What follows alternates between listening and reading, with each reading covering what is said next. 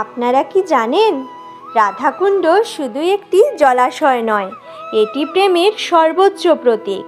শাস্ত্রমতে এই কুণ্ডের সৃষ্টি হয়েছিল শ্রীমতী রাধারানী নিজের হাতে। কথিত আছে, একদিন শ্রীকৃষ্ণ অরিষ্টাসুর নামক এক অসুরকে বধ করেন, কিন্তু সেই অসুরটি ছিল একটি ষাঁড়ের রূপে, যা হিন্দু ধর্মে পবিত্র বলে মানা হয়। তাই রাধারানী ও তার সখীরা শ্রীকৃষ্ণকে বললেন, তুমি পাপ করেছ, এখন তোমাকে সর্বতীর্থে স্নান করে শুদ্ধ হতে হবে।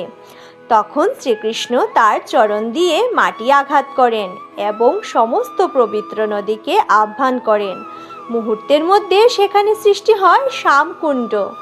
এরপর রাধারানী ও তার সখীরা নিজেরা কূপ খনন করতে শুরু করেন।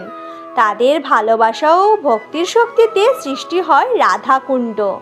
পরে সমস্ত পবিত্র নদী রাধারানীর অনুরোধে রাধাকুণ্ডে প্রবেশ করে এবং তখন থেকে এটি হয়ে ওঠে সবচেয়ে পবিত্র তীর্থস্থান। বিশ্বাস করা হয় যে কেউ রাধাকুণ্ডে স্নান করে সে রাধাকৃষ্ণের নিখুঁত প্রেম লাভ করতে পারে। আজও লক্ষ লক্ষ ভক্ত সেখানে আসেন, বিশেষ করে কার্তিক মাসে রাধাকুণ্ডে স্নান করার জন্য। রাধাকুণ্ড আমাদের শেখায় ভালোবাসা, ভক্তি এবং আত্মসমর্পণের প্রকৃত অর্থ কী। তাই যখনই আপনি বৃন্দাবনে যাবেন, রাধাকুণ্ডে এই পবিত্র জলে একবার অন্তত প্রণাম করবেন, কারণ এটি শুধু জল নয়, এটি প্রেমের সর্বোচ্চ প্রকাশ। জয় রাধে।